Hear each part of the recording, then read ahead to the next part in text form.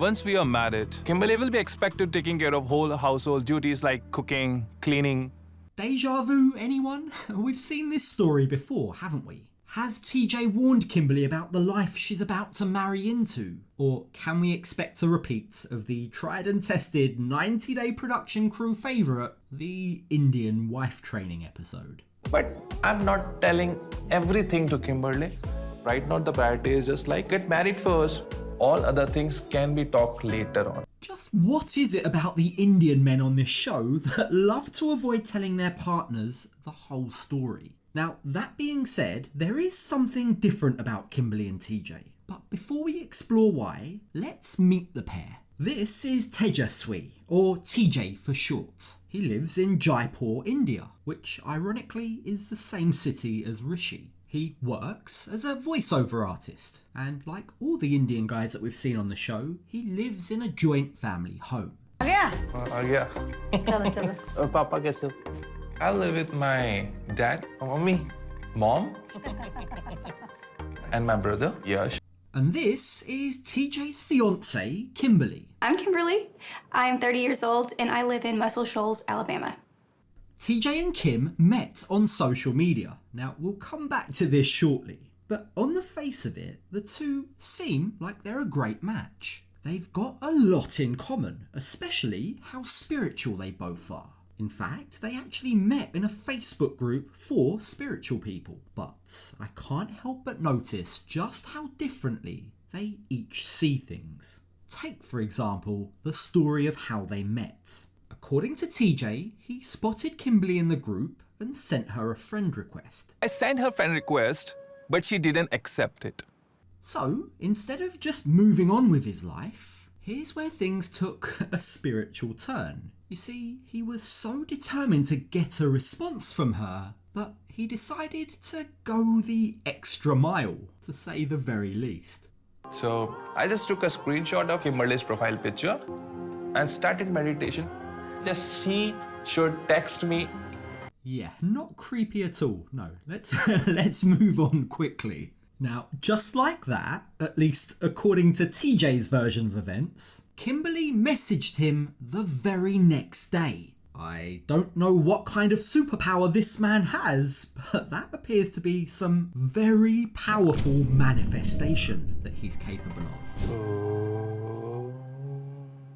And she texted me the next day. Yeah, that was so powerful. So is that how Kimberly remembers it too? Well, not exactly. Her version of events is slightly different. She didn't just message TJ out of the blue. He'd been bugging her and messaging her for months. He would like my posts, he would comment on things, and I didn't know how to say his name. So, eventually, Kimberly messaged him to ask how to actually say his name. But what was it that inspired her to reach out after ignoring him for so long? Well, this is where we begin to see how similar they are. I met my now fiance through a dream. Oh my goodness. Yeah.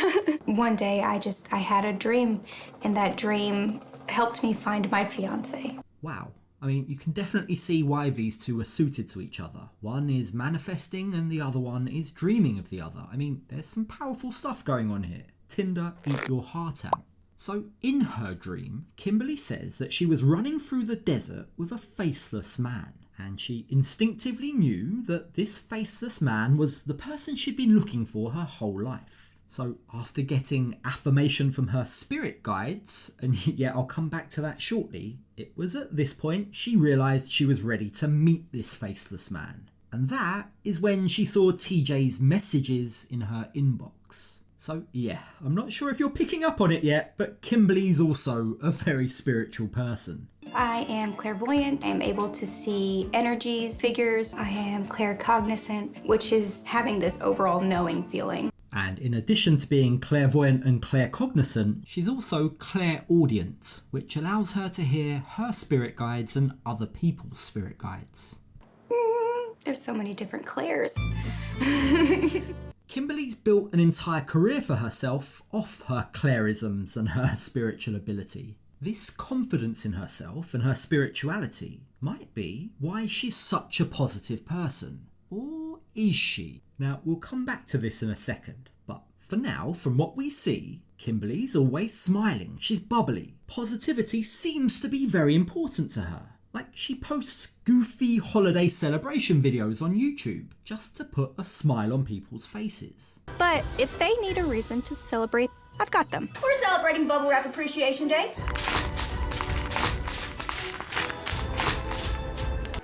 Celebrate the day, because it's a holiday.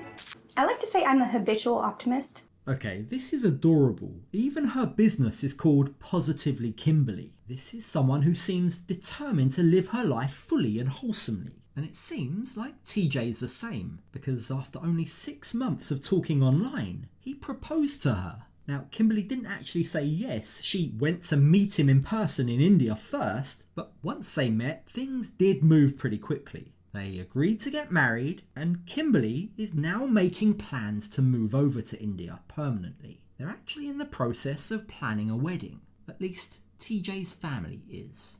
I told TJ that I would like to be more involved, but he just keeps telling me to trust him. Don't worry about that. By the time I want, I will take care of it. Kimberly's fiercely independent. She runs a business. She lives on her own. So she's used to being in control of her life. So when TJ pretends to take her input, but then proceeds to brush off her concerns, she doesn't like that lack of control. In fact, it causes her to wonder what kind of partner TJ will actually be. I'm not gonna lie, I'm very scared about all of this. Don't be bothered about that. Don't lose your temper. Interesting. The don't lose your temper hints that maybe that's happened before. Now, of course, planning a wedding is a very stressful life event, particularly when you're thousands of miles away and you don't have much of an input. But just to add to the stress levels, they also have another big event going on too. We're having an apartment built on top of TJ's family home, and that's where TJ and I are supposed to be staying. This isn't that surprising. We know how common joint family homes are in India by now. And if anything, having their own apartment rather than being expected to live with his family is an upgrade. But even with that in mind, Kimberly still certainly has some reservations. I don't know how moving into your parents' house is gonna work. Yeah. Everything's gonna be different because I'm gonna be living under your parents' rules. Is it just me, or does TJ have the expression of a little boy that's just got into trouble? I think he knows that there's going to be some adaptation needed on his part too. I mean, at the moment, he's a 33-year-old man living with his mum who cooks and cleans for him. I'm going to go on a limb here and say that's probably not going to fly with Kimberly. She's going to need to see more from him. But TJ seems to want to delay these tough conversations for as long as possible. So, instead of actually discussing the issue, he tries to distract Kimberly instead. Don't worry about that. It will be okay. Just trust on me. Do you have that cast right next to you? Mm-hmm. Can you draw one cut for me? When TJ's pressed on difficult questions, he seems to divert her attention to something he knows she loves, like spirituality. I think this is his way of reminding her that because they were brought together by something bigger than themselves, that they shouldn't sweat the small stuff. But the truth is, life isn't all about card reading and manifesting. At some point, the small stuff will catch up with them. And the longer he avoids it, the bigger these small issues will actually become. Once we are married, Kimberly will be expected taking care of whole household duties like cooking, cleaning. Uh-oh, we've been down this road before. Now, although TJ's parents do seem to be accepting of the relationship, I mean, they are planning the wedding after all, they do have certain expectations of Kimberly. Kimberly is going to be in for a bit of a shock when she arrives. You see, TJ's family are traditional. They're also religious. They're Hindus. And in their particular interpretation of the religion, they actually ban the cooking of garlic and onions within their household. That because apparently the pungent aroma brings bad energy. But that's a problem for Kimberly. I'm Italian. That's like the best smell in the world is sauteed garlic and onion. You ate so many things there, but things are different here, na?